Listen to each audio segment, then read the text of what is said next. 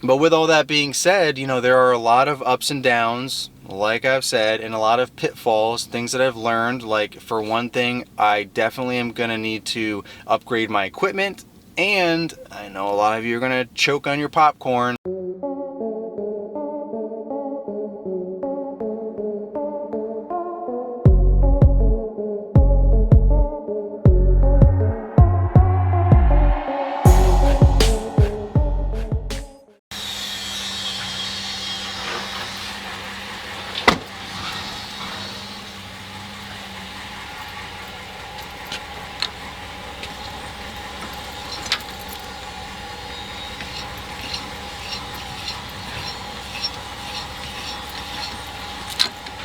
There's lots of construction going on in the background here, so it's like super noisy all the time. Not really convenient for me trying to make videos, right? But that's why I'm always in the truck. But yeah, lots of new opportunities. Lots of new opportunities. There's like a grocery store there and some other office parks going to be going in here, office buildings, office park. There's housing over on the other side they're going to put up, and across the street and down the road there's already a whole bunch of townhouses and stuff already up, so it's just lots of opportunities. I always walk around my trailer, double check and make sure that everything's locked and not tampered with, make sure I don't have any flat tires or slow leaks is what I normally find.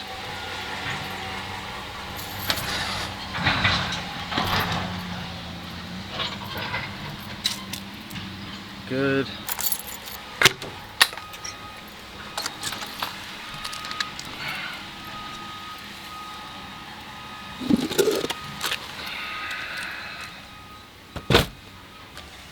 Man, I am struggling, guys. It has been a crazy season so far, and I've had a lot of ups and downs, a lot of emotional roller coasters. So, as you see, it's Breast Cancer Awareness Month. It's October, representing.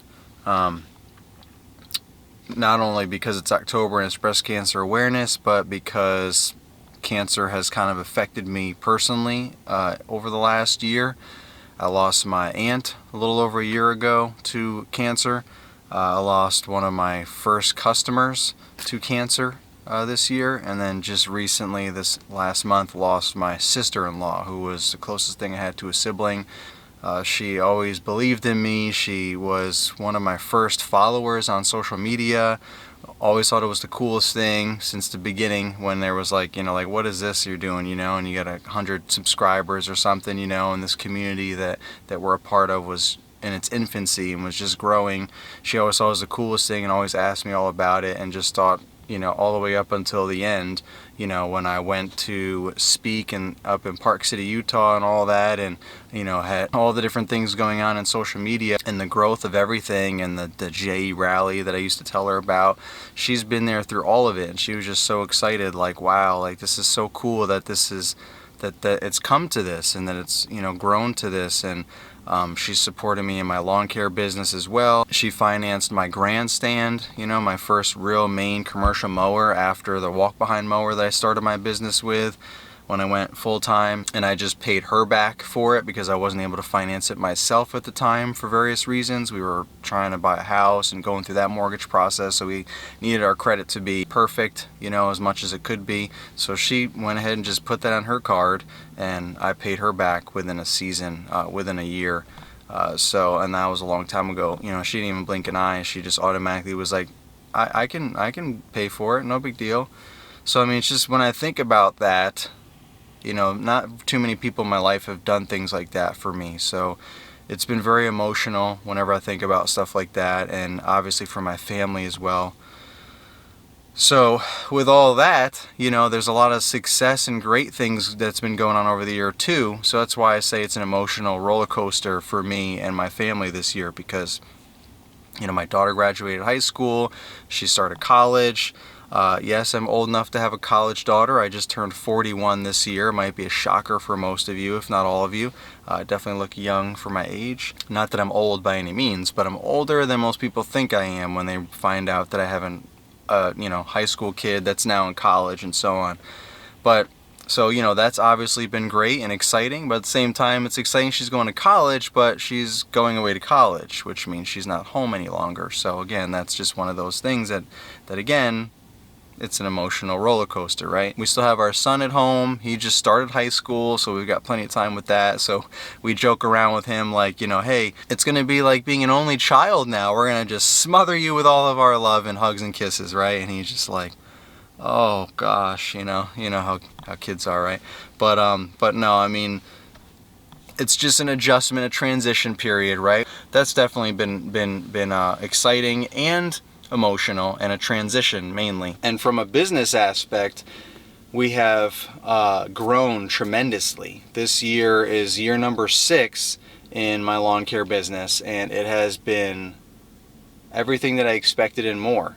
I planned, I kind of had slow growth for the first 5 years because I didn't want to go too fast and furious with where I am in my life. With, my children were a lot younger 6 years ago, obviously, and, I wanted to really learn everything I could about the business from the inside out and just kind of become operationally strong, know what services I wanted to offer, have the pricing down, have the right equipment, and do all of that without having to worry about finding employees, keeping employees, paying employees, taxes, workers' comp, all that stuff. I wanted to do all that research beforehand and learn everything solo so that I could build the company that way. And then it would be easier, in my opinion. I always felt like it would be easier to scale that, because if I can do it by myself, then it's easy enough for me to just get people, not getting people is the easy part, but when you have people, it's easy enough to train them to scale whatever it is. It's not some random,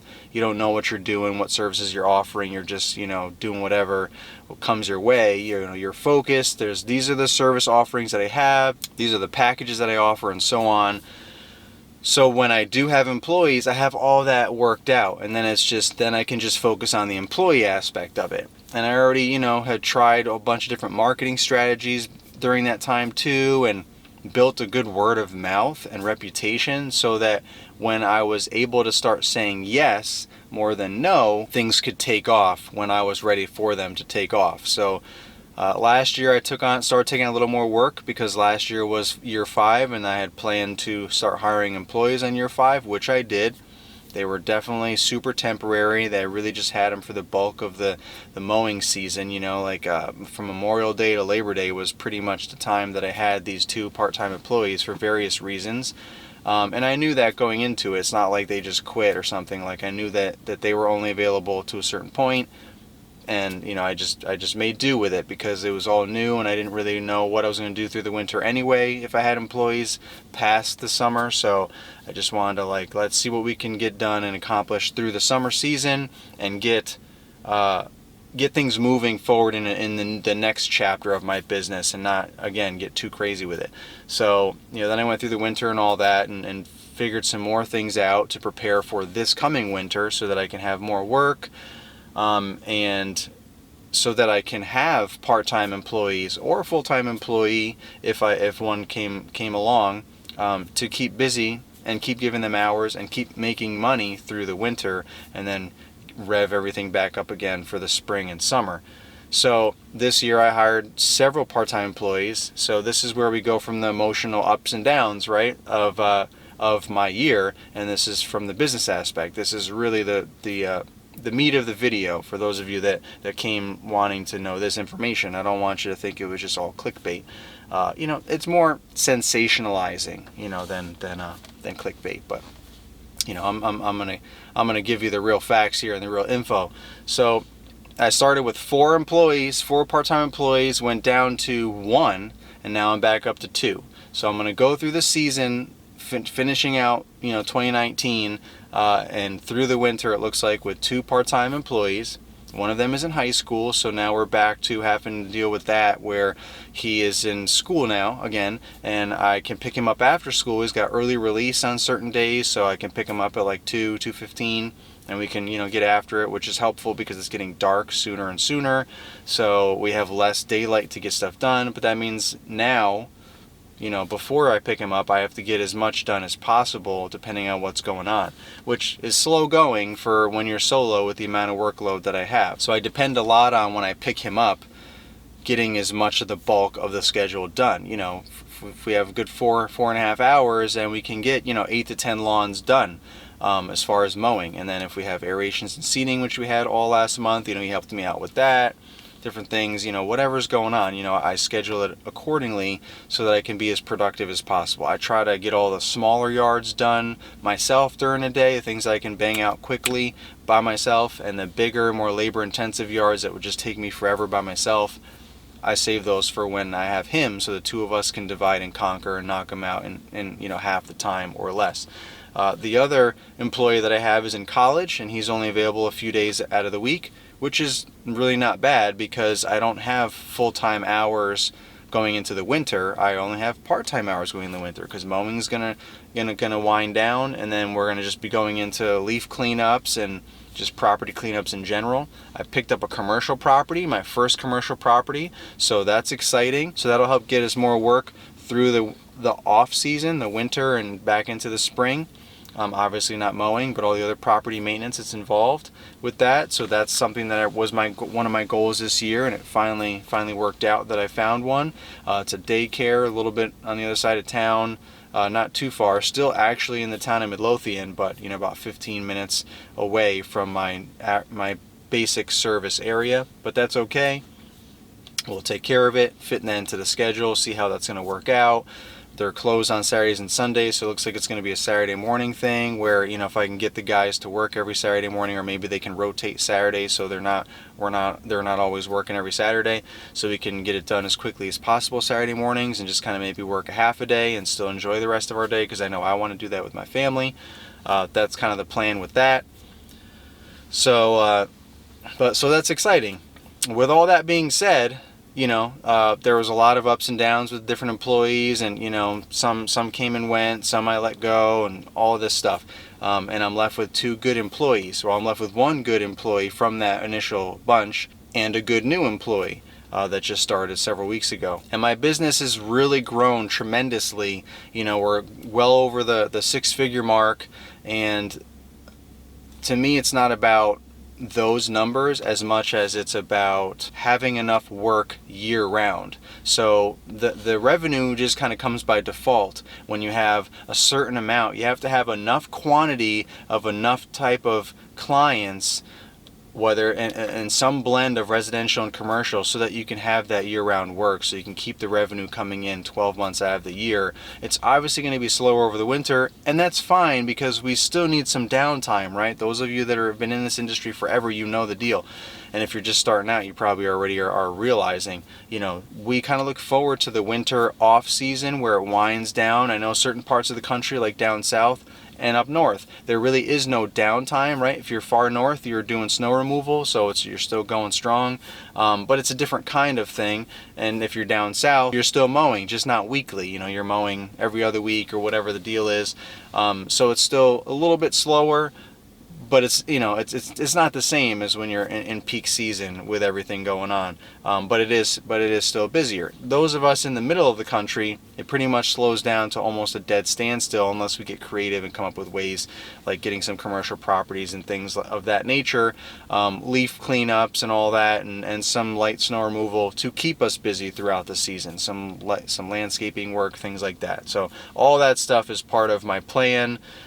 To get us through the winter. I do have these 2 part-time employees, and it's all about growing my company, because the ultimate goal is to get to 2 crews, self-sustaining crews, 2 crew leaders, me in the background, managing that from the background, obviously following up with customers, popping in the field, lay down some stripes real quick when I need to, just to kind of lay the smack down. Other than that, let the guys run the show from the field perspective, and then I'm there for support, and I can do other things, keep growing the company, marketing, sales, customer service, training, all that kind of stuff, as well as doing some of the other things like continuing to focus on social media and growing our community and supporting our community and everyone else locally that I've connected with, and most importantly, but not last, spending the time with my family that they need and deserve and that I want to spend with.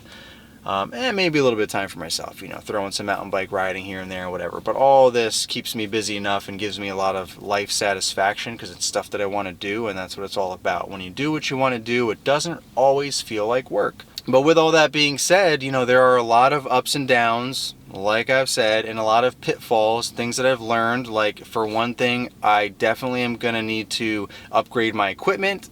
And I know a lot of you are going to choke on your popcorn, but I'm going to have to get another truck. I'm going to have to get a bigger, badder truck than a Ford F-150 or a Ram 1500. You know, these trucks are great for just pulling, you know, a lawn care setup, especially if it's an open trailer. But when you start getting into landscaping stuff, or even just, you know, hauling mulch and leaves and all that kind of stuff, definitely, you know, a bigger truck is recommended, like a 250 or a 2500 and beyond.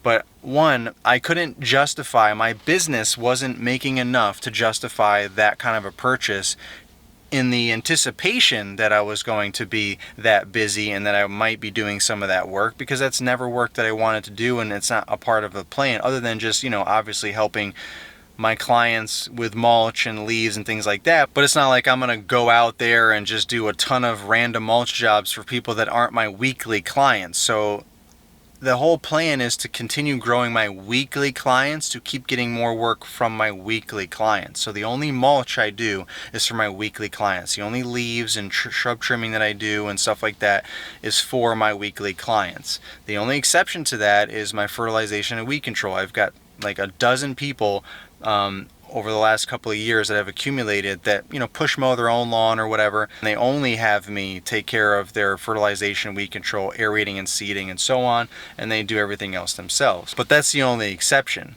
If they wanted me to do mulch and trimming their shrubs and stuff, I would just have to decline that, because it just doesn't tie in with that kind of a service. It ties in with mowing, with weekly mowing, because it's all part of the plan. So like, as leaves start falling, while you're there mowing, you're blowing out the mulch beds and you're mulching up the leaves. That's just part of the package. When it's time to shape up the shrubs and trim all that back, you blow all that, you know, you rake up the big sticks and the big branches and stuff that you might have cut off and get the bulk of it out, and the rest you blow out into the lawn and you schedule all that while you're mowing, so that you can go through and mow over everything and mulch it all up while you're mowing. That's part of the package. That's called efficiency.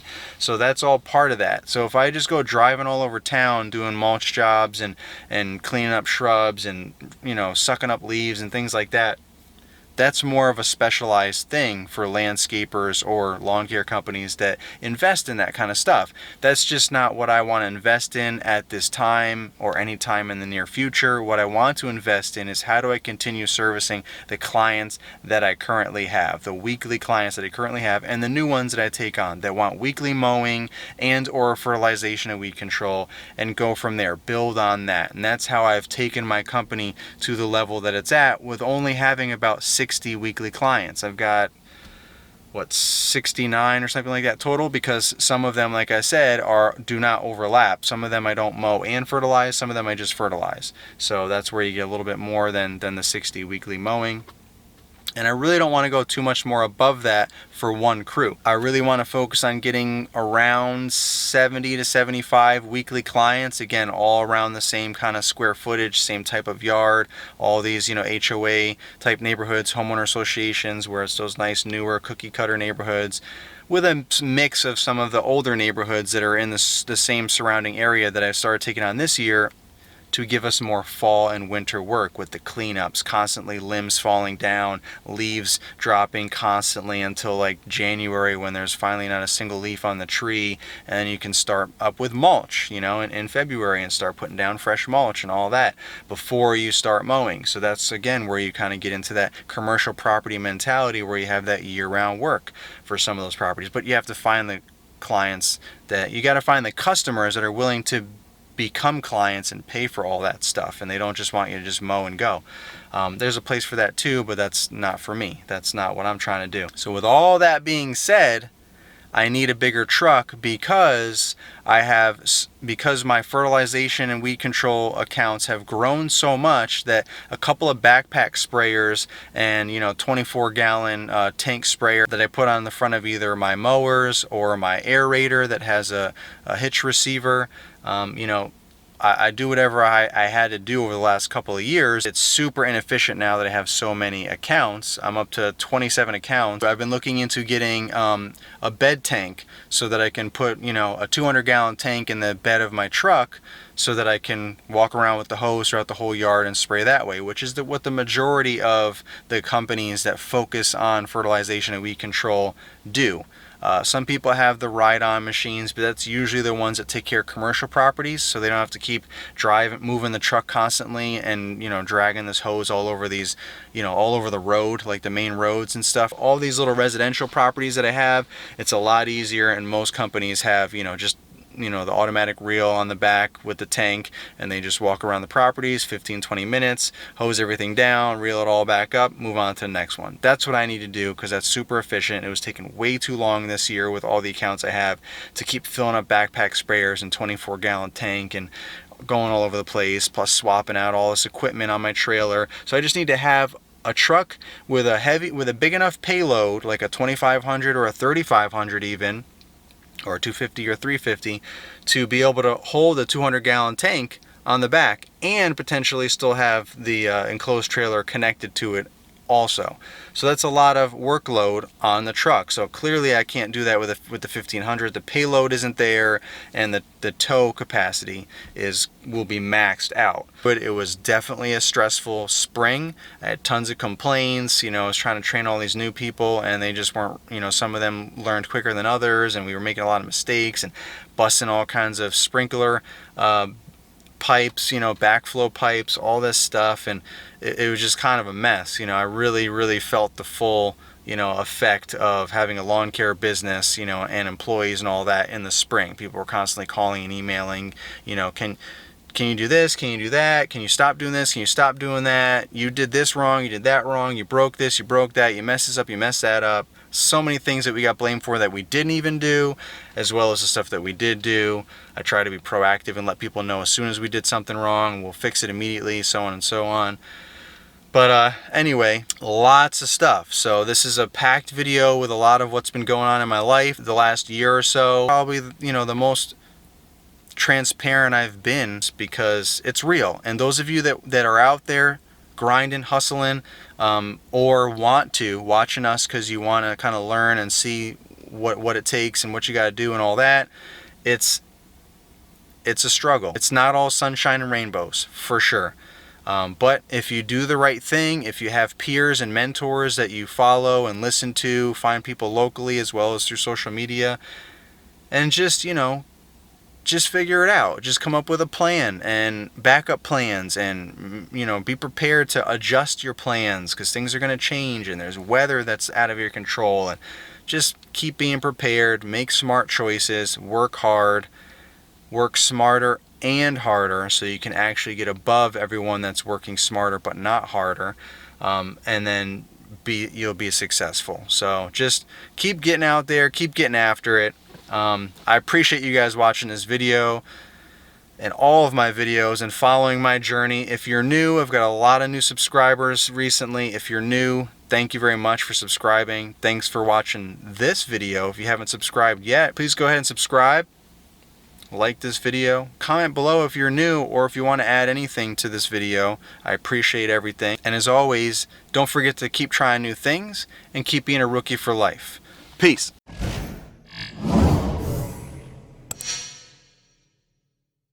Oh yeah, and so this is Rookie for Life limited edition hat that I got.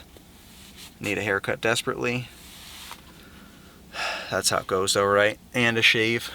But I got these hats made up in memory of my sister-in-law Liz. I also got a new hoodie made up that's all pink logo with a pink ribbon on the back that says "In loving memory, Liz." So that's for you, Liz. Thank you for everything. I would also appreciate those of you that are willing to do so. Go to the American Cancer Society. I'll put the link in the bottom of this video here in the description, and donate, because you never know whose life you might help save or extend.